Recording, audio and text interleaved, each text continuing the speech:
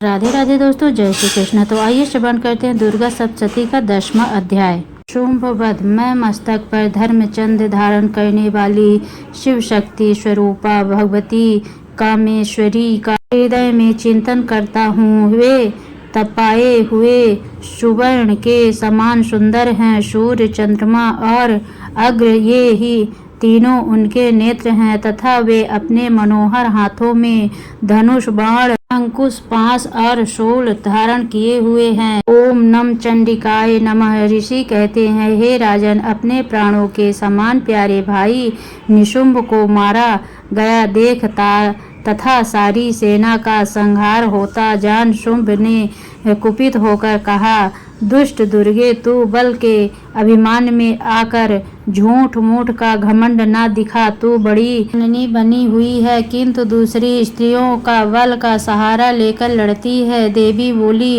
ओ दुष्ट, मैं अकेली ही हूँ। इस संसार में मेरे सिवा दूसरी कौन है? देख, ये मेरी ही विभूतियाँ हैं, अतः मुझमें ही प्रवेश कर रही हैं। तदंतर ब्राह्मणी आदि समस्त देवियां अंबिका देवी के शरीर में लीन हो गई। उस समय केवल अंबिका देवी ही रह गई। देवी बोली, मैं अपने ऐश्वर्य शक्ति से अनेक रूपों में यहाँ उपस्थित हुई थी। उन सब रूपों को मैंने समेट लिया। अब अकेली ही युद्ध में खड़ी हूँ। तुम ही स्थिर हो जाओ।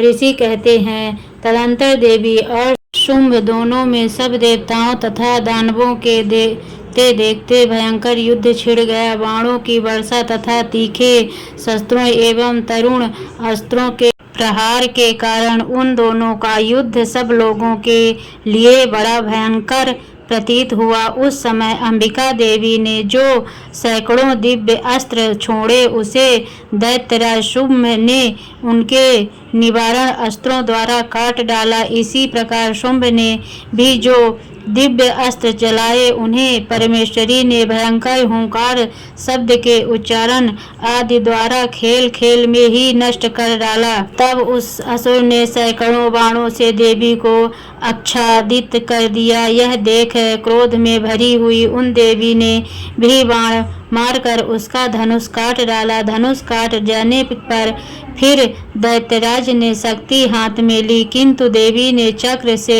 उसके हाथ की शक्ति को भी नष्ट कर दिया। तब पश्चात दैत्यों के स्वामी शुंभ ने 100 चांद वाली चमकती हुई ढाल और तलवार हाथ में ले उस समय देवी पर धावा किया। उसके आते ही चंडिका ने अपने धनुष से छोड़े हुए तीखे बाणों द्वारा उसकी सूर्य किरणों के समान उज्जवल ढाल और तलवार को तुरंत काट दिया। फिर उस दैत्य के घोड़े और सारथ मारे गए। धनुष तो पहले ही कट चुका था। अब उसने अंबिका को मारने के लिए भयंकर मुदगर हाथ में लिया। उसे आते देख देवी ने अपने तीक्ष्ण बाणों से उसका मुद्गर भी काट डाला। तत्पश्चात भी वह असुर मुक्का तान कर बड़े वेग से देवी की ओर झपटा।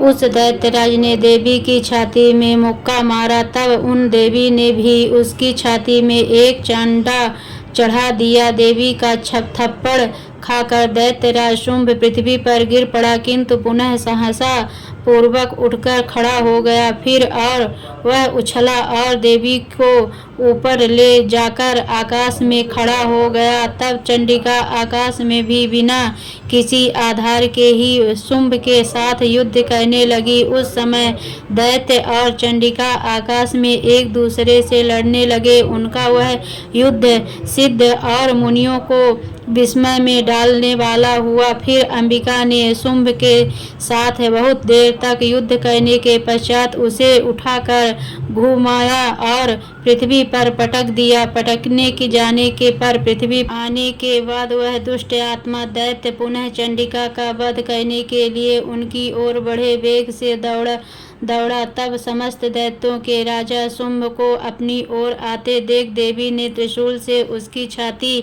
छेदकर उसे पृथ्वी पर गिरा दिया। देवी के शूल की धार से घायल होने पर उसके प्राण पखोरी उड़ गए और वह समुद्रों, द्वीपों तथा पर्वतों सहित समूची पृथ्वी को कंपता हुआ भूमि पर गिर पड़ा। उस दुरात्मा के मारे जाने पर संपूर्ण जगत प्रसन्न हुआ, पूर्ण स्वस्थ हो गया तथा आकाश स्वच्छ दिखाई देने लगा। पहले जो उत्पात सूचक मेघ और अलकापात होते थे वे सब शांत हो गए तथा उस दैत्य के मारे जाने पर नदियां भी ठीक मार्ग से बहने लगी। उस समय शुंभ की मृत्यु के बाद संपूर्ण देवताओं का हृदय हर्ष से भर गया और गंधर्वगण मधुर गीत गाने लगे। दूसरे गंधर्व बाजे बजाने लगे और अप्सराएं नाचने लगी। पवित्र वायु बहने लगी, सूर्य की प्रभा उत्तम हो गई, अग्निशाला की